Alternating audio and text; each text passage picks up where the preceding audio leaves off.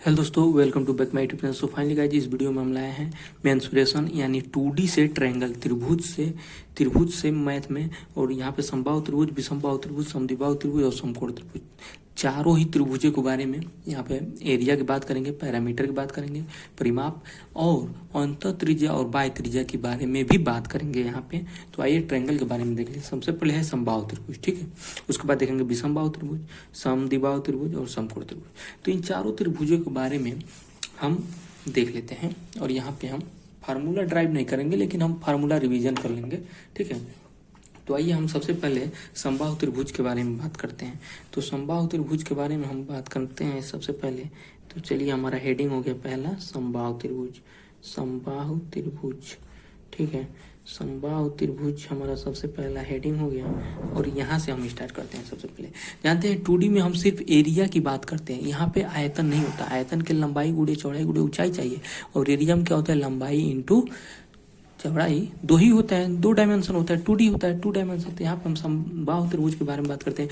आपको नाम से ही पता चल गया होगा, समबाहु मतलब समान, बाहु माने भुजा, माने समान भुजा।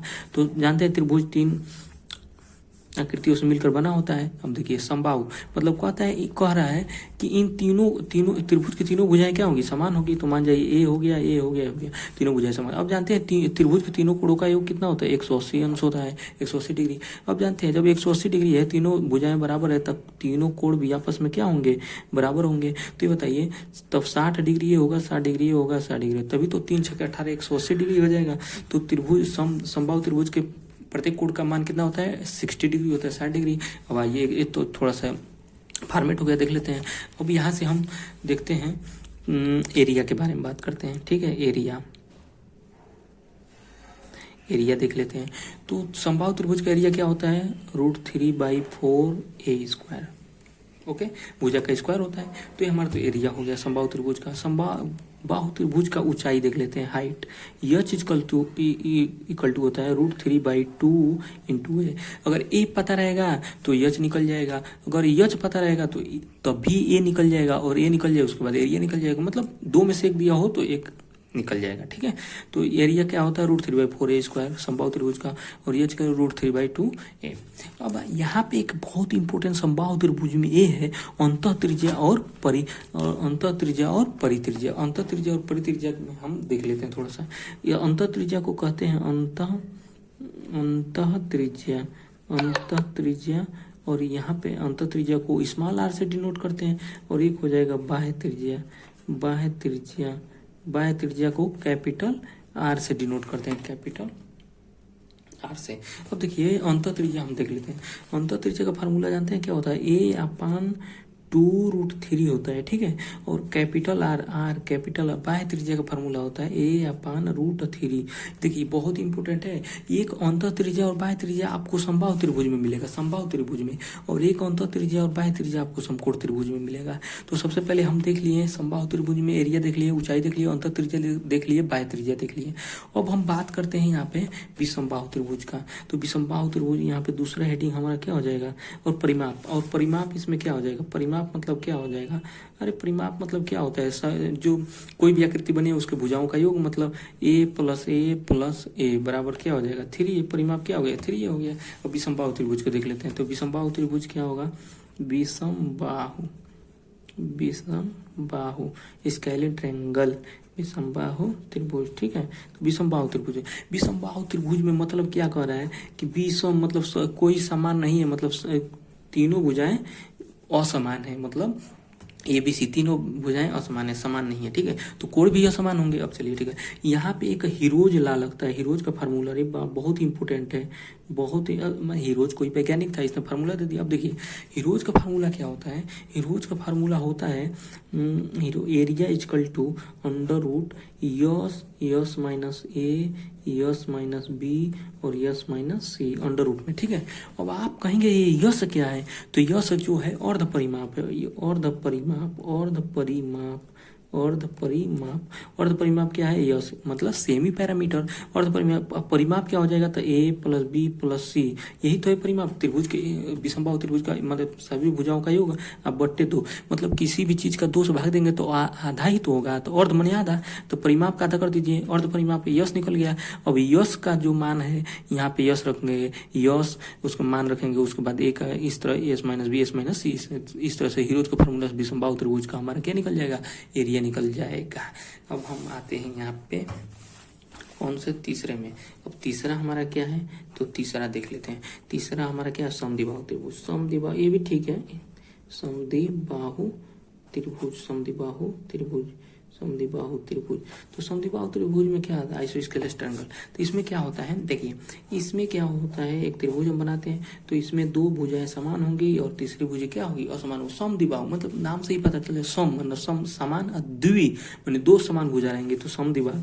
ए तो जब समद्विबाहु है, 2 भुजा बराबर है, तो 2 कोण भी बराबर होंगे, 2 कोण भी क्या होंगे? बराबर होंगे, और एक कोण क्या होगा? असमान होगा। और किसी भी त्रिभुज के तीनों कोणों का योग कितना होता है? 180, तो आपको आप जानते ही हैं। तो ये क्या हो गया? समद्विबाहु त्रिभुज। समद्विबाहु दोनों भुजा क्या होंगी? समान होंगी, 2 कोण भी समान होंगे। अब समद्विबाहु त्रिभुज में जानते हैं, तो समद्विबाहु त्रिभुज में एक ऊंचाई डालते हैं, लंब, ये ऊंचाई डाल दिए लंब हम, ठीक। इसकी ऊंचाई क्या है? एच। अब देखिए समद्विबाहु त्रिभुज का सबसे पहले हम एच निकालते हैं। ये देखिए ए बेस हो गया, आधार बी, ठीक है। तो यहाँ पे देखिए इसको जब 2 भागों में बांट दिए, इसको जब ये देखिए जब 2 भागों में बांट दिए, 2 भागों में बांट दिए, तो ये देखिए ये क्या हो गया? b/2 हो जाएगा कि नहीं? ये भी b/2 हो जाएगा, 2 भागों में बांट दिया, आधा आधा हो गया। अब देखिए हम पाइथागोरस, देखिए यहाँ पे फार्मूला नहीं याद किया जाता है। देखिए समद्विबाहु त्रिभुज ऐसा है ना, यहाँ पे क्या आप ऐसा मतलब वैल्यू मान ही दिया रहेगा, भुजा ऊंचाई दिया रहेगा कि आप ट्रिपलेट से मतलब पाइथागोरस प्रमेय से आप आसानी से इसमें निकाल सकते हैं। इसको फार्मूला नहीं याद करना पड़ता। देखिए एच हम कैसे निकालते हैं? आपको पाइथागोरस प्रमेय याद ही होगा, मतलब लंब का स्क्वायर प्लस आधार का स्क्वायर कर्ण का स्क्वायर, तो लंब क्या है? एच। यहाँ पे देखिए क्या हो गया, यहाँ पे 90 डिग्री हो गया, 90 डिग्री के सामने क्या हो गया? कर्ण हो गया, और ये लंब हो गया और ये आधार हो गया, तो एच का स्क्वायर माने लंब का स्क्वायर प्लस आधार का स्क्वायर, b/2 का होल स्क्वायर। इक्वल टू क्या होता है? कर्ण का स्क्वायर मतलब ए स्क्वायर। आपको देखिए, अब देखिए H square plus B square अपन 4 इक्वल टू ए स्क्वायर, तो एच स्क्वायर बराबर A square minus B square अपन 4 हो जाएगा। अब देखिए एच अंडर रूट इधर हो जाएगा, A square minus B square by 4 हो जाएगा कि नहीं? बिल्कुल हो जाएगा। अब देखिए तो एच का मान हमारा निकल गया, और एच का मान जब निकल गया तो जानते हैं एक त्रिभुज का ना जब कोई फार्मूला नहीं लगता है तो एक फार्मूला लगता है। जानते हैं क्या? त्रिभुज का क्षेत्रफल बराबर क्या होता है? त्रिभुज का क्षेत्रफल बराबर क्या होता है? 1/2 और आधार गुणे ऊंचाई। ई त्रिभुज का एकदम इंपोर्टेंट फार्मूला है, 1/2 आधार गुणे ऊंचाई। मतलब क्या कहता है? 1/2 आधार गुणे ऊंचाई। तो ये बताइए हम समद्विबाहु त्रिभुज का फार्मूला एरिया निकालेंगे, तो त्रिभुज का एरिया बराबर समद्विबाहु त्रिभुज 1/2 आधार कितना है? आधार कितना है हमारा? बी है। अरे b/2 तो ये आधा आधा ना है, पूरा आधार कितना है? बी है। ऊंचाई कितना? ऊंचाई हम निकाल ही लिए हैं, मतलब A square minus B square by 4। आप और इसको मॉडिफाई कर सकते हैं, 4 को कॉमन ले सकते हैं, तो 1 हो जाएगा 4, ये बी है, ये है। आप 4 को इसमें गुणा भी कराएंगे तो 4a square minus B square, यही मॉडिफाई हो जाएगा। तो यही हमारा क्या हो जाएगा? समद्विबाहु त्रिभुज का फार्मूला। देखिए हमको इतना टाइम लगा है ना, लेकिन अगर वैल्यू दिया रहता तो हम ट्रिपलेट से पाइथागोरस प्रमेय से ही हमको आसानी से निकल जाता है, एच निकल जाता है, ये निकल जाता है आराम से। तो समद्विबाहु त्रिभुज का ना फार्मूला याद करने से अच्छा है उसको बस एक कॉन्सेप्ट जानते रहिए, और यहाँ से ट्रिपलेट से ही आसानी से निकाल सकते हैं पाइथागोरस प्रमेय के द्वारा। अब आ जाते हैं समद्विबाहु त्रिभुज हो गया, और चौथा में आते हैं हम क्या? समकोण त्रिभुज। क्या? समकोण त्रिभुज। ये बेहद ही इंपॉर्टेंट है, समकोण त्रिभुज। देखिए समकोण त्रिभुज में क्या होता है? राइट एंगल में देखिए एक कोण आपका त्रिभुज में 90 डिग्री तो होगा ही भाई साहब, 90 डिग्री तो होगा ही। जब 90 डिग्री होगा तो ये अल्फा होगा, तो 90 माइनस अल्फा, मतलब कैसे? त्रिभुज के तीनों कोण का योग 180, जब वही 90 हो गया तो दोनों का योग क्या होना चाहिए? 90 ही तो होना चाहिए। तब देखिए ये क्या होता है? लंब होता है। एक क्या होता है? लंब, और एक क्या होता है? आधार, और एक क्या होता है? कर्ण। इसको बोलते हैं बेस, और इसको बोलते हैं परपेंडिकुलर, और इसे बोलते हैं हाइपोटेनस। तो देखिए अब समकोण त्रिभुज में पाइथागोरस चाचा को याद कर लीजिए, पाइथागोरस पर में पाइथागोरस पर में पाइथागोरस प्रमेय क्या कहता है? पाइथागोरस प्रमेय कहता है लंब का स्क्वायर प्लस आधार का स्क्वायर इक्वल टू कर्ण का स्क्वायर। ठीक, कर्ण का स्क्वायर। अब देखिए पाइथागोरस प्रमेय, तो ये देखिए पाइथागोरस प्रमेय में हमारा फिर से वही सिंपल फार्मूला 1/2 आधार गुणे ऊंचाई, बी आधार क्या हो गया? आधारे हो गया, आधारे हो गया, ऊंचाई क्या हो गया? लंब हो गया। तो ऊंचाई यही तो हुआ, ऊंचाई यही तो हुआ, लंब को ही तो ऊंचाई कहेंगे। तो 1/2 आधार गुणे ऊंचाई, काम खत्म। उसके बाद से देखिए अब इसमें भी परित्रिज्य, देखिए हम समबाहु त्रिभुज में जिस तरह आपको यहाँ पे अंतः त्रिज्या और परित्रिज्या, बाह्य त्रिज्या या परित्रिज्या बताए थे, उसी तरह यहाँ पे भी अंतः त्रिज्या और परित्रिज्या बता रहे हैं। देखिए समकोण त्रिभुज में भी स्मॉल आर अंतः त्रिज्या क्या होता है? मतलब इसके अंदर त्रिभुज जो वृत्त बने, तो अंतः त्रिज्या क्या होता है? तो लंब प्लस आधार माइनस कर्ण बटे 2, लंब और आधार को जोड़ दीजिए और कर्ण को क्या कर दीजिए? घटा दीजिए और बटे 2 कर दीजिए, क्या हो गया? अंतः त्रिज्या।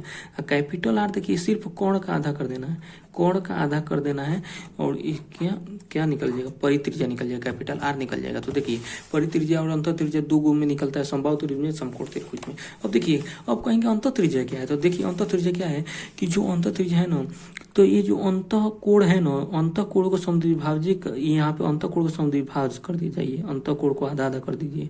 अंतः कोण का आधे तो केंद्र जहाँ पे तीनों बिंदु काटी ना, इसके अंदर से हम एक ऐसा वृत्त खींचेंगे कि यह तीनों भुजाओं से स्पर्श करते हुए ये जो वृत्त खींचा गया ना, इसी को अंतःवृत्त कहते हैं और यही त्रिज्या, वृत्त की त्रिज्या अंतः त्रिज्या होती है। अब कहेंगे तो परित्रिज्या क्या होता है? तो परित्रिज्या जानते हैं क्या होता है? परित्रिज्या देखिए अब त्रिभुज है ना, अब त्रिभुज ये हो गया समबाहु त्रिभुज। देखिए इस पर एक परपेंडिकुलर लंब डालेंगे, अब परपेंडिकुलर लंब जहाँ काटेगा ना, अब एक ऐसा बाहर से वृत्त खींचेंगे कि तीनों शीर्षों को स्पर्श करके वृत्त गुजरे, तो इसे हम परिवृत्त कहते हैं। इसकी त्रिज्या को हम क्या कहते हैं? परित्रिज्या कहते हैं। तो यही R×R। तो आई होप कि आपको ये ट्रायंगल त्रिभुज से आपको सारे फार्मूला रिवीजन हो गया होगा। तो अगर आपको ये वीडियो अच्छा लगे तो हमारे चैनल को सब्सक्राइब कर दीजिए, इससे क्या होता है थोड़ा मोटिवेशन मिलता है। थोड़ा कमेंट कर दीजिए कैसा लगा ये वीडियो। तो आई होप कि आपको समझ में आ गया होगा। तो मिलते हैं नेक्स्ट वीडियो में।